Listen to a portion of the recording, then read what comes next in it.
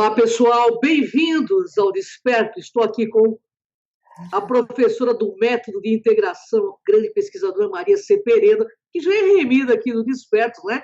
E hoje ela vai contar tudo, sabe o que é tudo? Sobre a viagem que ela fez no Peru. Eu estou super curiosa, porque eu não fui dessa vez, mas a próxima eu vou. Com Tudo bem, certeza. Maria? Como vai você?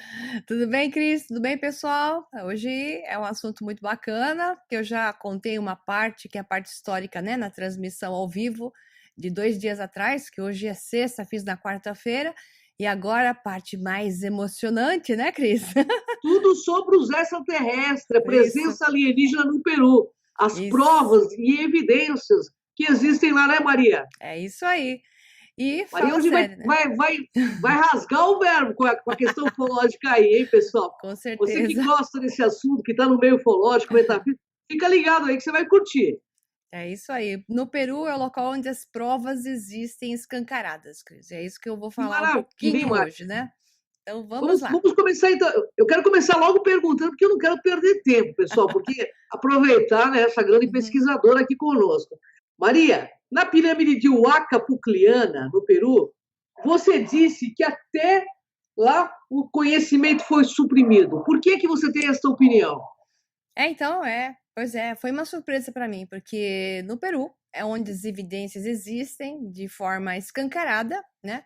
Claro que elas existem pelo planeta inteiro, porque os sítios megalíticos são provas de existência de uma cooperação e de uma até residência de extraterrestres na Terra por um longo período, em, digamos, comunhão com civilizações que eles estabeleceram aqui e por milhares de anos, ou talvez até por centenas de milhares de anos. Mas o que existe lá que é incontestável são as múmias, né? Então, crânios e múmias que são provas. E mas a parte que eu falei que existe uma supressão do conhecimento foi na transmissão Sim, ao vivo, acho que você viu, né? sim, Que eu, assisti todas as lives que você fez lá, viu, Maria? eu ia fazendo 2 minutinhos, 3 minutinhos, um É, minuto e mas foi meio, muito legal. rapidinho, né? Porque costuma nota, né? Fazer transmissão ao vivo de internacional, a transmissão de dados. E nessa pirâmide, que é uma pirâmide de barro, né? Uma pirâmide de argila, feita como se fossem não só tijolinhos, mas parecem livrinhos que são compactados e amarrados, Interessante. bloquinhos de livrinhos que são colocados, formatados. Isso levou dezenas de anos, com certeza, para formar aquela grande pirâmide. Na transmissão ao vivo não deu para mostrar toda a extensão dela, só olhando de cima, mas a gente não pode voar com o drone lá, então é isso que uma parte da supressão do conhecimento. Então nós estamos em Lima, a Huaca Pucliana é uma pirâmide que está no centro de Lima, ali, não Olha, digo centro, mas um bairro até nobre lá, que é o Miraflores, um dos melhores bairros de Lima. E essa pirâmide é gigante, eles estão ainda recuperando parte dela. E não é bem uma pirâmide, na verdade, é um zigurate.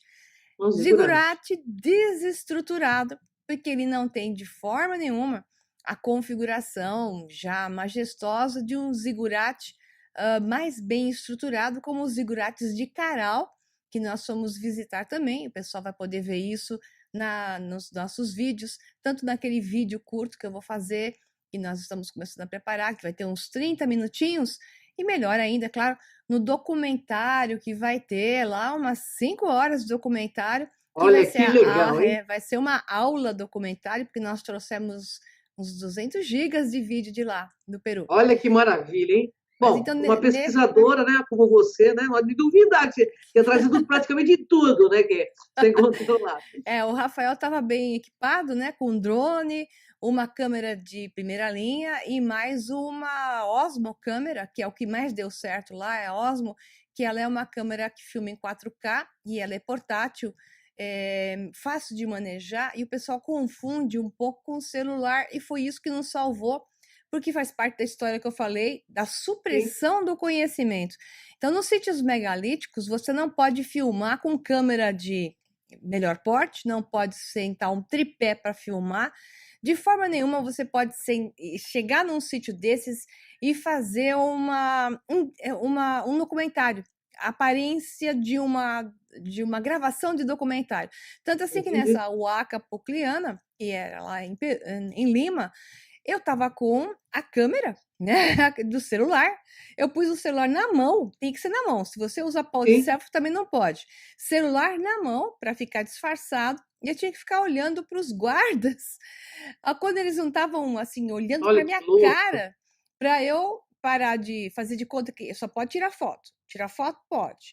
Mas se você estiver falando com o celular, como se você estivesse transmitindo, assim, não pode também. Tanto que Olha eu que comecei louco. a transmitir, o guarda veio para cima de mim, né? Olha que Aí eu, impressionante, não, hein? é incrível, você não pode fazer nada, o guarda veio para cima de mim, eu falei assim, eu tô aqui, né, Claro. gravando um vídeo para minha família. Se eu dissesse que eu estava fazendo transmissão ao vivo, também não pode. Então, a coisa é grave. E não pode usar drone, porque eles não querem que você veja as estruturas de cima. Por quê? Porque Hum, a visão de cima é muito diferente de você olhar assim de frente. Então, você se entendi. dá conta, principalmente de estruturas tecnológicas, que é o caso, por exemplo, de Sacsayhuamán, onde Uhum, que é perto de Cusco, ali, lá na região de Cusco, né? Aquelas muralhas megalíticas incríveis e as áreas circulares, que eu até falei na transmissão ao vivo, que são uhum. áreas que são centros para a produção de energia livre. Então, quando você levanta o drone e filma de cima, Sim. obviamente você se dá conta que aquilo era uma fábrica ou uma usina de geração de energia livre, que aquilo não era só muralhas para adoração do Deus Sol, Viracocha ou quem fosse. Então, a questão é assim, a grande mentira, ela fica sendo sustentada por uma imposição de uma história contada, que é aquela que se conta oficialmente nos livros de história. Então, os Uhum. guias vão repetindo coisas que são absurdas, tadinhos. É Eles que nem no são. Egito. Você vai para o Egito agora também, né? Isso, é. Você vai É, ouvir. eles parece que são todos formados para contar aquele monte de bobagem, de Isso. mentira, né? Aquela lorota toda que é impossível engolir aquilo goela É abaixo, difícil. né? Eles É difícil. mostravam lá uma pedra de, se fosse, né, Sacsayhuamán, o guia vem com fotinhos de um caderninho mostrando para você as imagens de como eles teriam colocado aquelas pedras de mais de 50 toneladas com um carrinho de madeira, com Uhum. rodinhas de madeira e as lhamas puxando. Pobres lhamas, né? Iam cuspir na cara dos caras até dizer chega, hein, Maria? Com certeza elas fazem Nossa. isso mesmo. Você tem que tomar um cuidado danado, porque elas fazem isso quando você menos espera. Então, talvez fosse a cola para grudar as pedras, né? Tinha É, uma quem certa sabe, né? utilidade as lhamas ali cuspindo. Mas, de fato, a parte horrorosa é essa, que eles não permitem mais a gravação. Isso é de um ano para cá, Cris.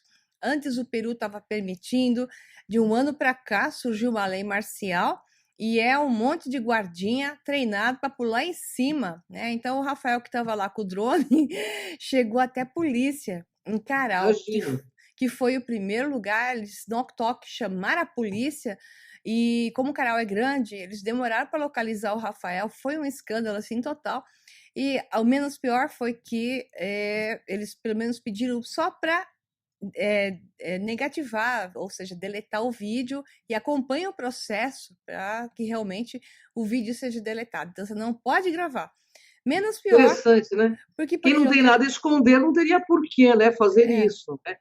É. exato. Então, só assim, bom, aí eu falei para veio até um arqueólogo em Caral dizer que não podia gravar. Eu peguei um arqueólogo jovenzinho, né?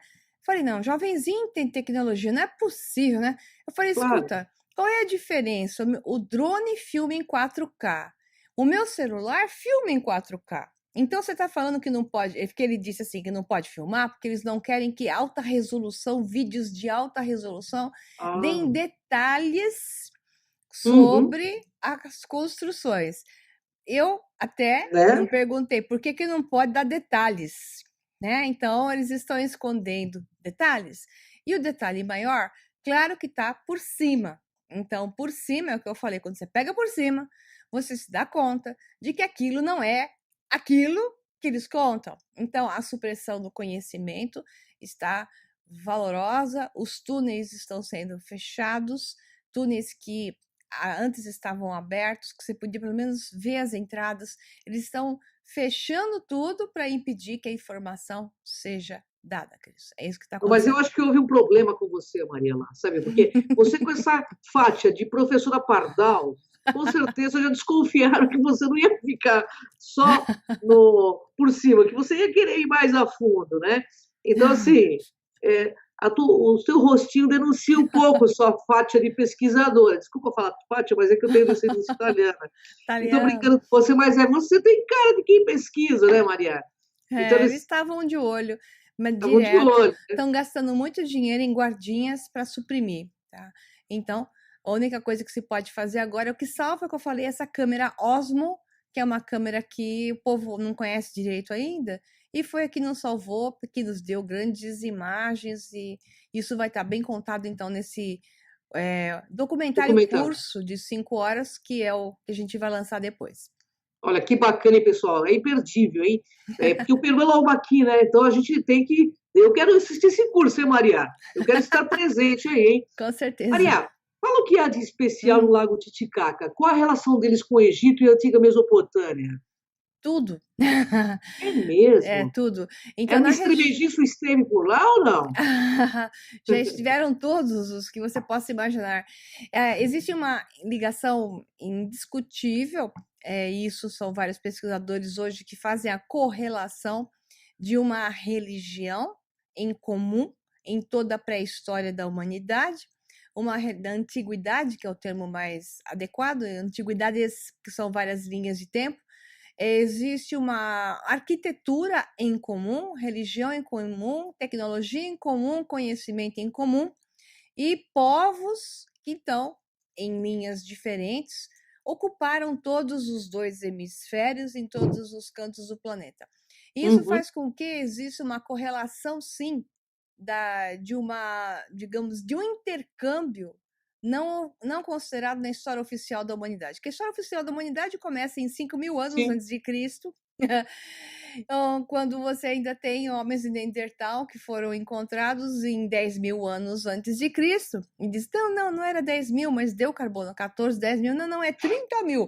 Bom, que seja 30.000. Como é que pode ser em 30.000 ainda homem de Neandertal e em 5.000 antes de Cristo está subindo pirâmides? Então, existe uma coisa hedionda, absurda, dentro da contagem do conto da história oficial da humanidade que não dá para levar. Então, o mesmo povo da antiga Mesopotâmia, seja o que se chama mais da antiga Acádia, que são os primórdios da grande civilização, que ocupou desde o norte até mais ou menos o centro, um pouco abaixo, até a Assíria, que é mais ao norte, que foi uma outra parte da civilização, que veio um pouquinho depois, altamente tecnológica, e que acabou ocupando também até a Pérsia, um pouco mais, até o que também se chama lá os Sumérios, que é mais um pouco ao sul, e esses sumérios, digamos, levaram esse conhecimento através do rei Sargão até diretamente até a Europa, né? Então eles fizeram uma invasão para todos os lados. Isso é história oficial. O que não está na história oficial é que esse povo surgiu do além, de repente erguendo os zigurates, porque eles tiveram uma ajuda de extraterrestres, obviamente, que os criou, né? Então, essa turma toda é imagem e semelhança de deuses, está nas tábuas sumérias, Zacarias Sitchin é um dos que falou muito bem sobre isso, depois veio o Anton Parks, que estendeu o que Sitchin falou, entre outros que também falam isso com muita categoria, e obviamente essa turma é a turma que influenciou o Antigo Egito. Depois nós podemos desconsiderar a existência do continente da Atlântida, que, claro, os atlantes eram extraterrestres que estiveram centenas de milhares de anos na Terra, então Sim. acabaram sendo extraterrestres terrestres, esse é o termo, né? Então essa turma toda passeou pelo planeta durante centenas de milhares de anos, aplicando uma tecnologia em comum. Eu acho até que o que eles tinham era uma normatização de tecnologia, como nós fazemos hoje. Eles iam boas práticas de fabricação, de aplicação, boas práticas de tecnologia. Então, eles seguiam uma normatização. E então, a antiga Suméria, os sumerianos, ou chama então antiga Mesopotâmia, eles estiveram no Egito, obviamente, mais próximo, e estiveram também no Peru, Bolívia, e colocaram suas fábricas, que eram fábricas de extração de minérios. Agora, quando a gente fala de antiga Suméria, a gente está falando mais ou menos em 3.000, 3.500 anos, para um pouquinho mais, tipo 1.200 anos antes de Cristo. Essa é a fase final em que eles estiveram por lá também. Só que os que deram origem aos sumerianos eram centenas de milhares de anos antes, estiveram na Terra, se foram, voltaram, e mais ou menos em 8.000 antes de Cristo, voltaram e recriaram a civilização, né, da Mesopotâmia, que então se tornou o que eu falei, assírios, sumérios, acadianos e por aí vai. Então, Maria, nessa tem uma fase... pergunta aí que não quer calar dentro de tudo isso que você está falando. Os Anunnakis, reptilianos, que seres especificamente estiveram por lá? Por todas essas construções que você viu. Era uma sopa de extraterrestres, Cris. Então, essa sopa de extraterrestres, em parte, é o que se chama de Anunnaki nas tábuas sumérias, que Anunnakis não eram só aqueles que eram do planeta X Nibiru, né? Sim, eram também os que vieram do céu e os que vinham do céu, os que vinham de cima, né? Então, que eram vários. E esses vários fizeram uma festa, parece que especial, no Peru e Bolívia, porque lá existiu realmente uma grande gama de diversidade de formas, de crânios, de esqueletos. Então, no Lago Titicaca, o Lago Titicaca é a história do povo, digamos, a mitologia andina é o termo, que lá tem uma mania de dizer que tudo é inca, mas isso também é uma grande mentira, né? A história de que tudo é inca, foram os incas, isso é doloroso também, porque os incas ficaram ali reinando durante 150 anos, não mais. Então, tudo que os incas encontraram, na verdade, estava em seu grande porte de outras civilizações. Então, os incas, entre outros, fizeram uma recuperação de sítios destruídos que tinham dezenas de milhares de anos a centenas de milhares de anos. Então, a questão dos incas é uma longa história que eu vou discutir depois naquele documentário, que aqui não vai caber, mas o que eu quero dizer é que existe uma mitologia andina, para não sair da sua pergunta, e essa mitologia diz que os deuses saíram do Lago Titicaca. E esses deuses tinham uma espécie de barcos ou naves que saíam das águas e se sustentavam nas águas e também voavam, né? Então, esses seres que saíram do Lago Titicaca, o Lago Titicaca pode ser um portal, né?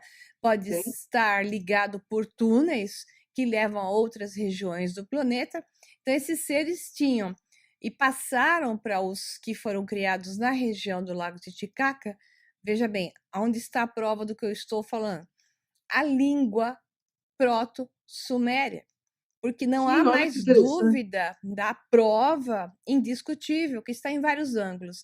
A primeira prova da antiga Suméria, seja a Síria ou, digamos, Mesopotâmia em si, né, a região entre o Tigre e Eufrates, sejam assírios ou sumerianos, acadianos, essa discussão não cabe, mas é dessa região.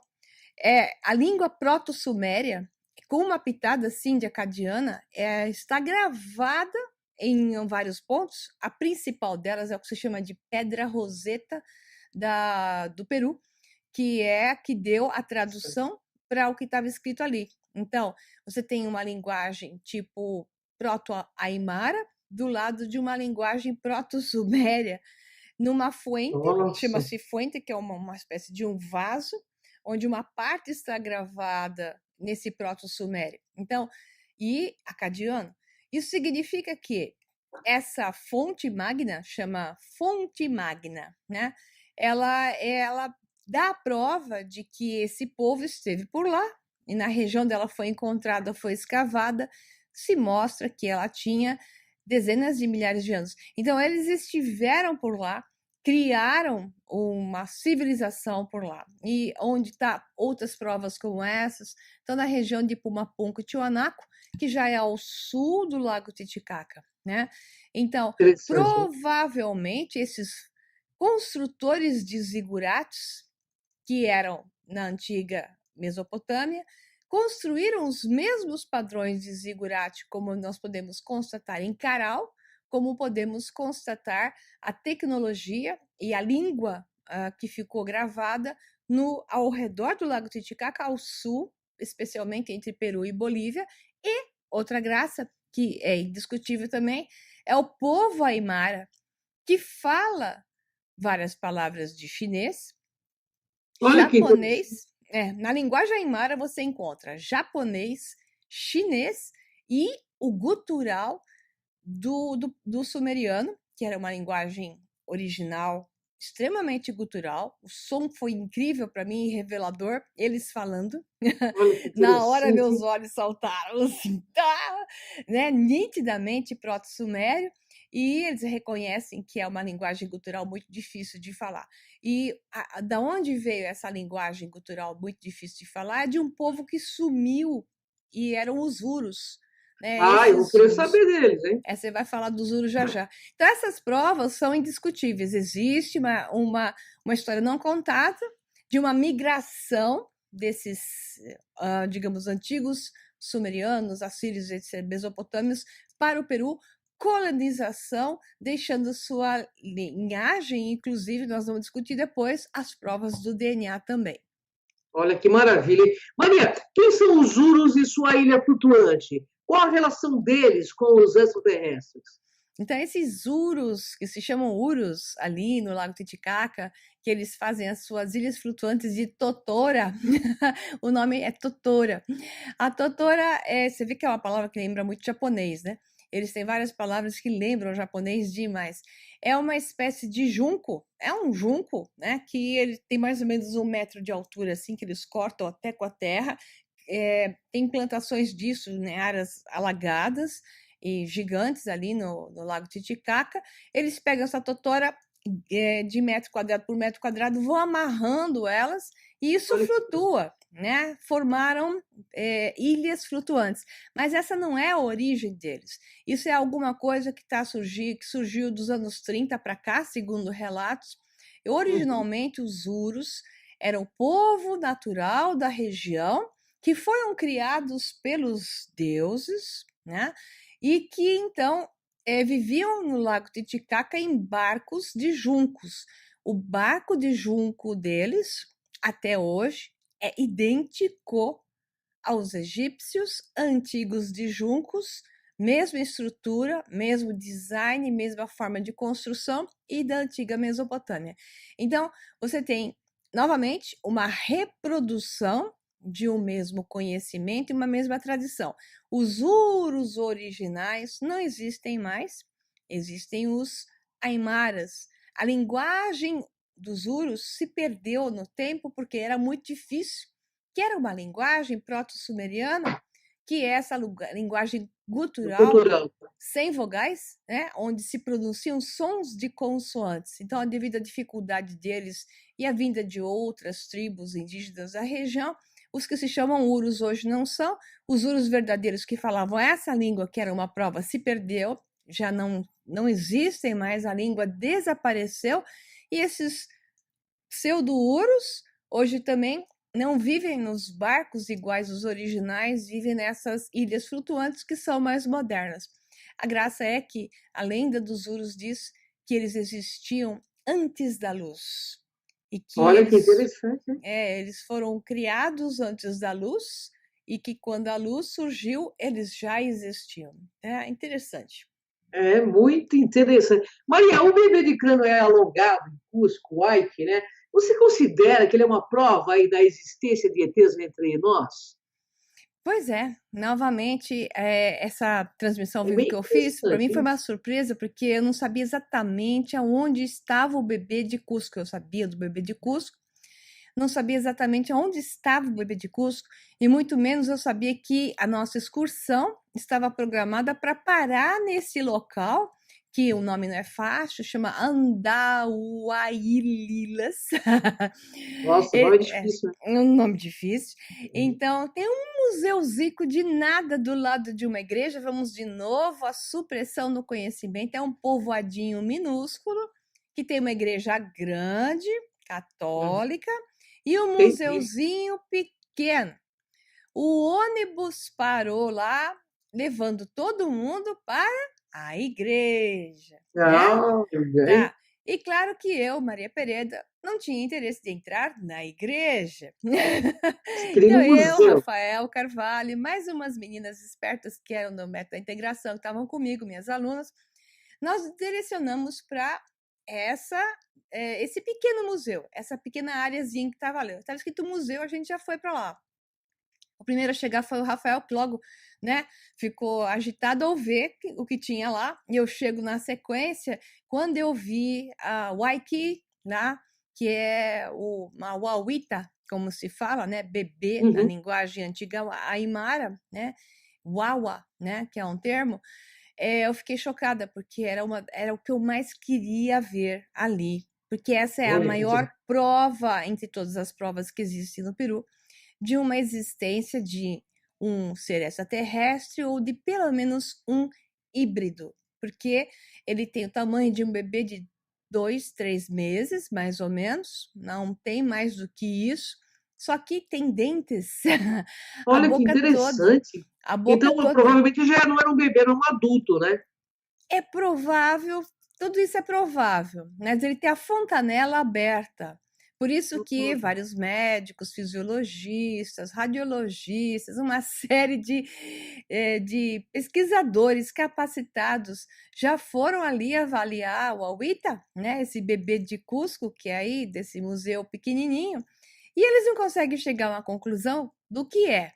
Porque da Terra, não é, porque ele tem o crânio alongado.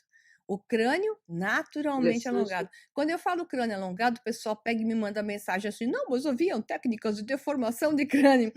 Ok, mas o pessoal não se toca do seguinte: o tamanho do crânio. Se você pega um Homo sapiens e deforma, o crânio fica parecendo que tem um pepino aqui atrás, né? Fica a cabeça do Homo sapiens é pequena. Então você pode pôr uma tábua aqui, uma pedra, pressionar, claro, fica vários povos indígenas da humanidade, Fizeram tem isso. até na África, até hoje fazem, mas raramente os que se chamam de nobres, né? Querem aparentar como seus deuses, eles fazem isso. Só que a cabeça do Homo sapiens fica até muito feia, porque puxa o olho e a cabeça fica, né, parecendo um pepino para trás. Pequena, porque nós temos um volume craniano muito menor. Esses seres de crânios alongados naturais, eles eram de crânio 25% até 60% maior. Nossa, eram Portanto, grandes, hein?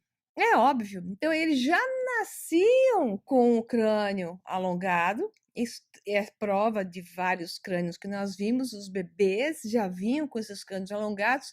Às vezes, eles davam uma modelagem, mas o crânio já é todo profuso, né? Ele já é todo alterado. Tem placas cranianas diferentes. Então, nós temos Homo sapiens, uma placa frontal, duas laterais. Boa parte deles só tem duas placas cranianas.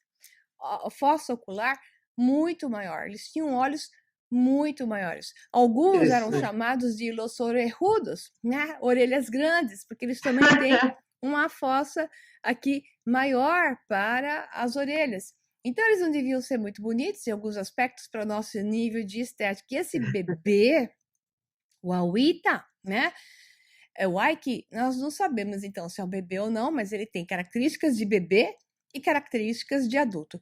A única coisa que se pode dizer é que ele está com o esqueleto inteiro, Cris. Eu contei 10 costelas, Nossa, não que consegui interessante. achar 12 ali, achei 10. Os humanos da Terra têm 12 costelas, né? É bem diferente, já começa aí, né? Então, ele é completamente distinto, tá lá. Aonde? Do lado da igreja, num museuzinho que é só uma portinha, largado num canto que pede para as pessoas deixarem qualquer gorjeta, né? Então, 2, 3 no Evo Soles, que dá 2, 3 reais, 4 reais aqui, né? É o que eles pedem para você deixar lá de contribuição espontânea. Isso está largado lá. E na hora que começar essa onda maior de comprovações, esse tipo de esqueletos vão acabar entrando no mercado negro. Boa parte do que eu pude perceber ali, Cris, que é a parte triste que eu tenho para Que contar, triste.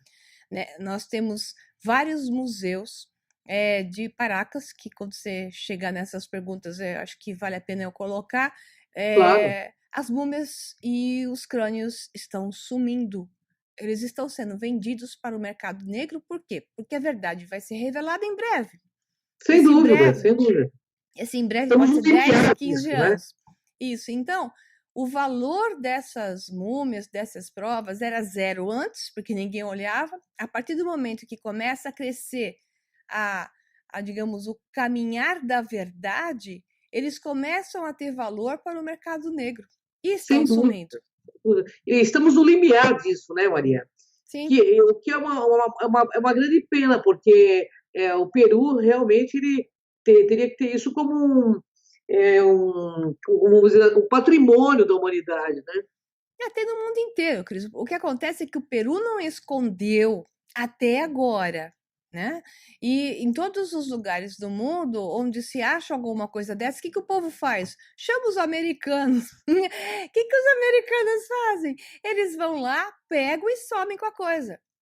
Lá no Eles Peru, negam, querem vários me negar, né? contaram isso. Vários me contaram isso lá no Peru, porque acharam, né, ossadas ou crânios ou até múmias muito bem cuidadas. E o que o povo faz lá? Chama os americanos. Acabou, sumiu. Ninguém soube, ninguém viu. Eles vão lá, levam tudo e nunca Que devolvem a manipulação posição. triste, né? É assim que funciona. Maria, vocês gravaram uma entrevista aí com o doutor Edson, né? Salazar, ele é médico cirurgião, que analisou as múmias de Nazca. Elas são provas da existência da vida extraterrestre?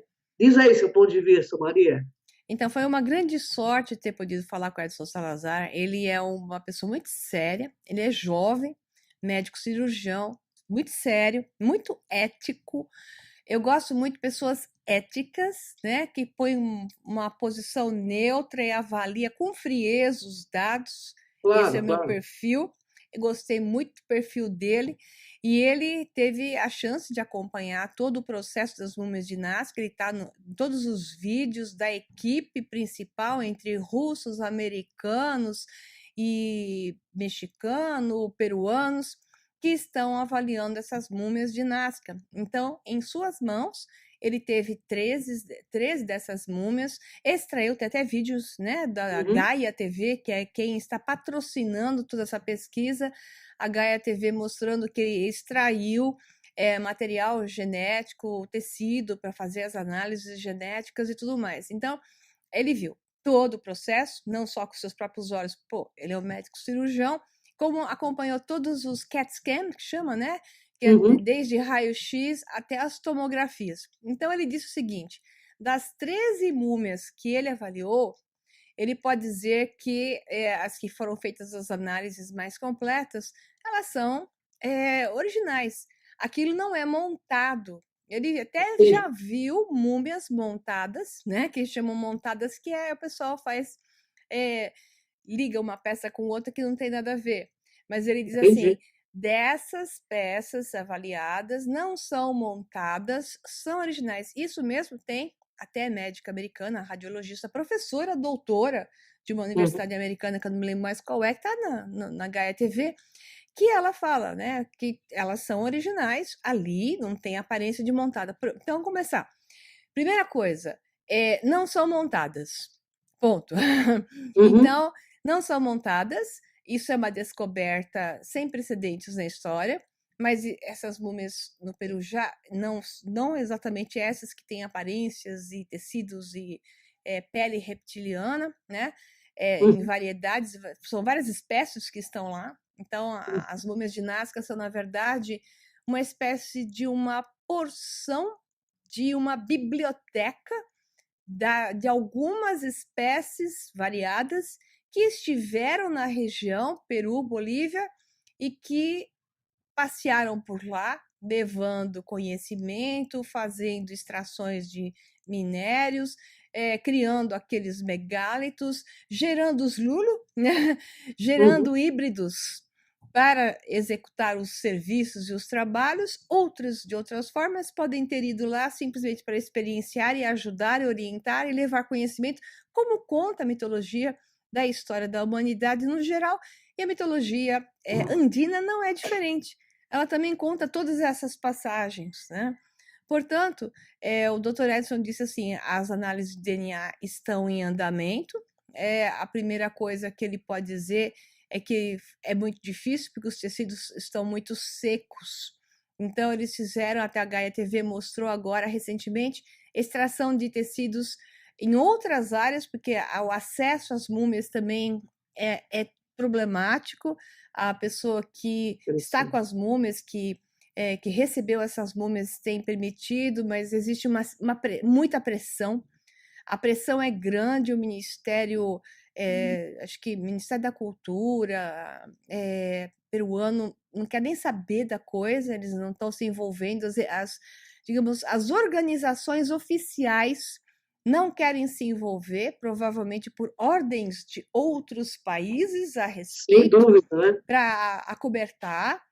Então, os mais honestos aí são os russos, que têm um grupo de geneticista da sociedade russa, que está de genética, está trabalhando no processo, mas isso custa muito dinheiro, eu sei muito bem que custa muito dinheiro. Então, se a Gaia TV está pagando por tudo isso, eles não são tão ricos assim, então eles devem estar selecionando o que dá para fazer, e isso vai demorar muitos meses, porque mapeamento genético leva muitos meses e o material também atrapalha. Então, as análises vão sair aos poucos. Então, assim, a equipe que está trabalhando é muito boa, excelentemente bem qualificada, e até agora, o que eles puderam atestar e atestaram nos vídeos é válido. Nós temos ali, a postura dele foi, eu gostei muito do Edson Salazar, ele disse, eu não vou dizer que são extraterrestres, eu vou colocar a postura certa. É outra espécie, são espécies que não se correlacionam com as espécies hominídeas existentes na Terra. Portanto, é outra espécie. De qualquer forma, a história da humanidade está errada, porque é outra espécie. Então, ficou por aí a entrevista dele completa, que tem mais ou menos, acho que quase 20 minutos. Nós vamos colocar no documentário uma parte, né, disso, no documentário pequeno vai ter uma pitadinha, e depois naquele grande de 5 horas, nós vamos soltar a entrevista dele completa. Que legal, né? Saber que a ciência, embora que não seja do povo peruano, que quem deveria trazer isso à tona, né? Seria o próprio povo peruano, mas eu entendo também as dificuldades que eles devem ter, né? Ah, gigante. Gigante, então, o povo peruano também é muito humilde, né? Existe um processo de natureza humilde e existe uma característica intrínseca no peruano que é da submissão. Eles são submissos, portanto, é muito fácil alguém chegar e mandar neles. Poxa vida, hein? Maria, e para encerrar, você também teve um encontro com o Brian Foster, né? O maior divulgador dos crânios alongados e Paracas. Quem eram estes seres e o que ele revelou sobre eles? Então, a história com o Brian Foster eu deixei para o final, porque você gosta de piada, Cris, então foi uma piada, porque assim, eu tinha feito um contato com o Brian Foster por Messenger, a gente conversou bastante em várias etapas. Eu tentei organizar que essa nossa expedição, a primeira para o Peru, estivesse também com ele. Então você tinha que contratar Brian Foster, que não é barato, porque ele é um cara do History Channel hoje, merecidamente, porque ele fez um trabalho exemplar, muito ético, o perfil dele, gosto muito. Então, eu tentei contratar um pacote, pelo menos nos 3 dias na região de Paracas, onde ele queria nos levar também para Nazca, e devido ao valor que ficou, o Peru não é barato, então o pacote no total peruano ficou alto, porque o Peru é caro, né? E é bem mais caro que o Egito, por surpresa. Então, quem vai para o Egito conosco é incrível. Nós vamos para o Egito pagando menos do que se pagou para ir para o Peru. Ah, eu acredito. E o Peru, tudo é muito mais caro. Então, adicionar Brian Foster ali ia custar muito. Então, no final, eu não consegui fechar com ele.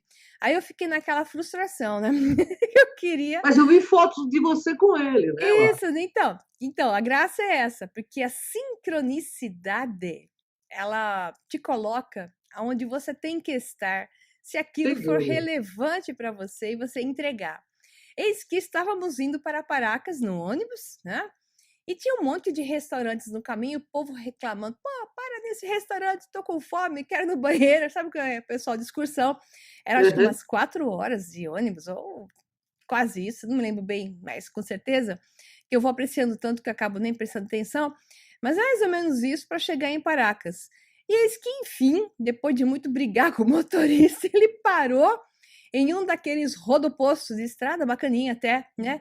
Entramos lá, pedimos sanduichinho, todo mundo morrendo de fome e tal. E eu me levantei, não sei porquê, e fui para um corredor também, não sei porquê. E nesse Olha a corredor sincronicidade. vinha o Brian Foster na minha direção, nariz com nariz. A excursão tinha 25 pessoas. Ninguém viu o Brian Foster. Todo mundo lá sabe quem é o Brian Foster. Ninguém viu. Eu me levantei e eu dei de nariz com ele. Olha que E aí interessante, hein?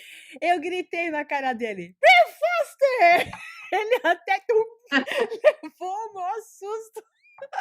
Porque eu não fiquei entusiasmada em ver o Brian Foster. Eu fiquei entusiasmada, embora ele mereça todo esse crédito, eu fiquei entusiasmada pela sincronicidade. Escuta, era para Claro, mim.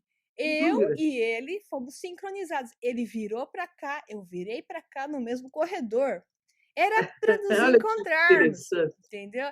Aí eu falei para ele: caramba, eu vim para cá, estava no ônibus lendo o seu livro. Acho que ele quis testar e falou assim: ah, pega o livro então que eu dou um autógrafo. Aí o livro até do Rafael. O Rafael pegou o livro, né? E ele deu autógrafo para mim. Até o Rafael falou assim: o livro era meu. Colocou para Maria. Eu falei, mas nessa hora serve qualquer coisa, né? Mas eu vim lendo o livro dele. Aí o Rafael falou: pede uma entrevista para ele. Aí eu peguei, Brian, você poderia? Ele estava com uma turma, ele estava com um grupo que ele estava, Sim. claro, conduzindo ali, eram americanos, né?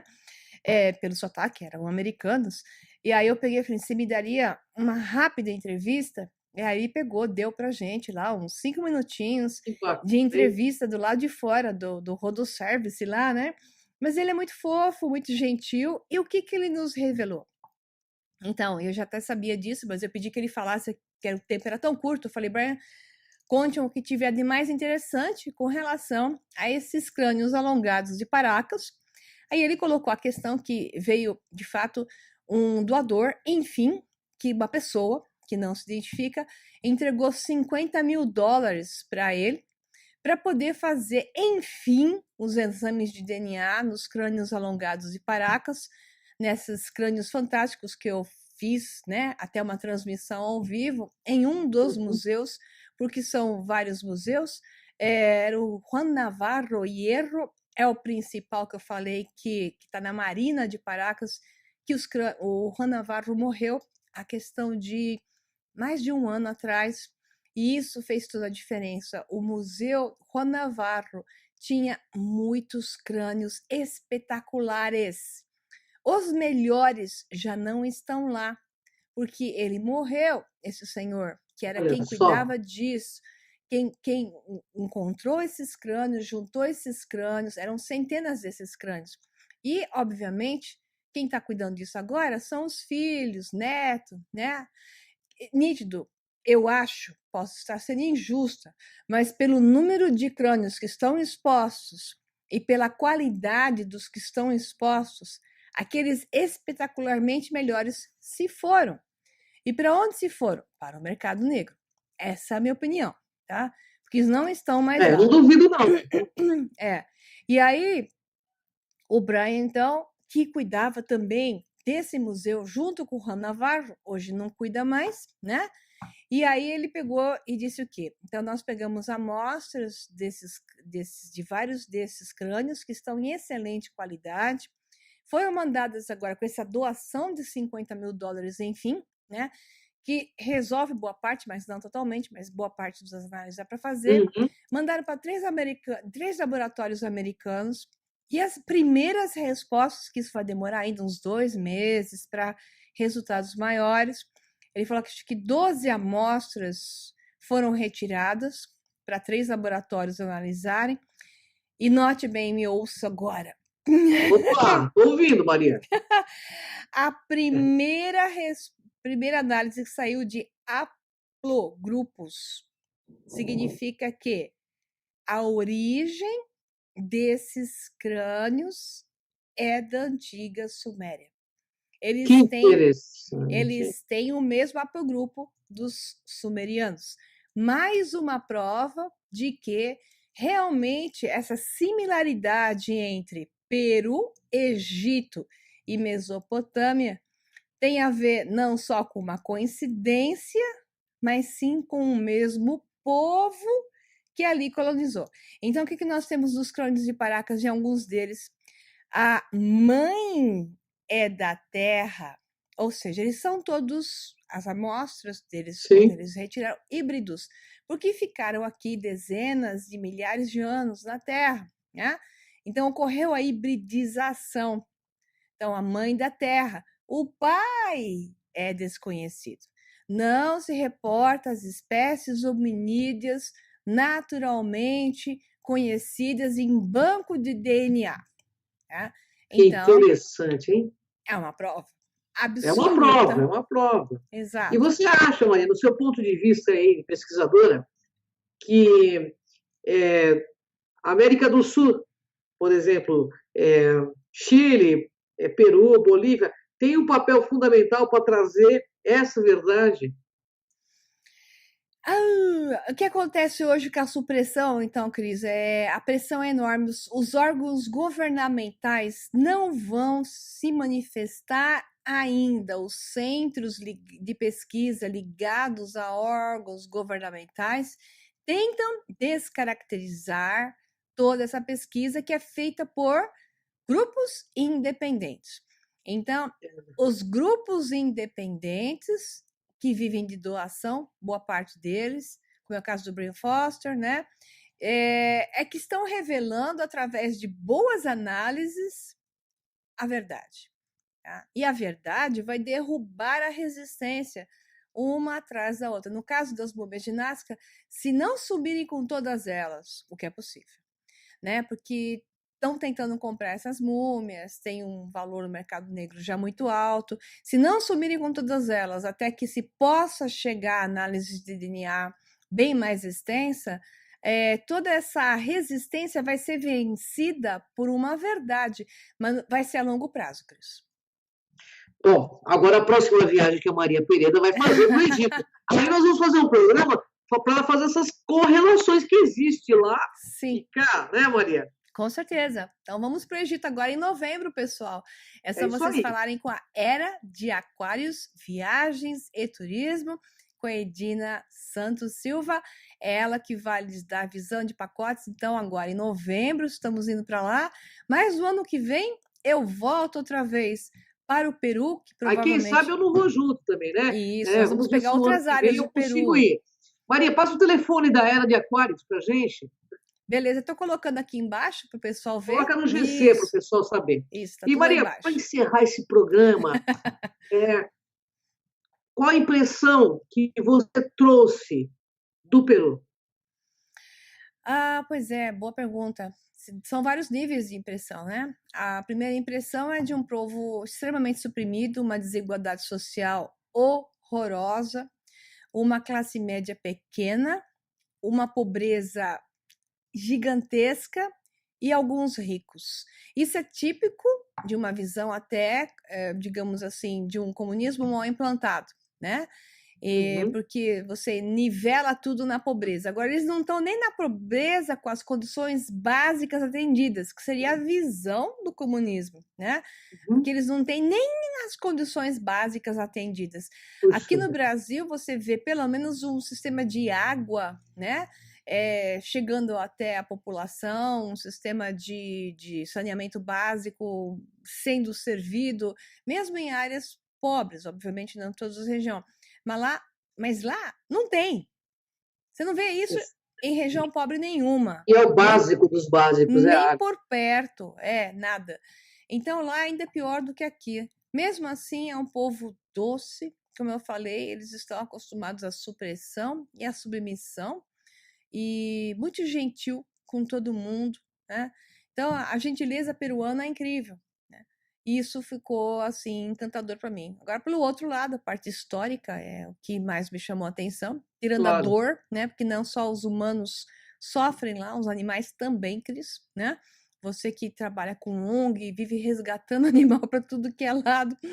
Você é uma ONG É isso. natural, né? Só pelo número de gatos que você tem na sua casa. Você já é uma É ONG minha de família, gatos, né? a sua família, os felinos. Você sofre por todos os lados nesse aspecto. Agora, o que tem de encantador é a energia. Ali é esquisito. Então, é nítido que no Peru, eu vou contar isso no documentário em detalhes, mostrando imagens para colocar. Aquilo foi preparado. A terra peruana foi preparada há muitas dezenas de milhares de anos ou centenas de milhares de anos para ser colocado ali um sistema de desenvolvimento de uma civilização avançada.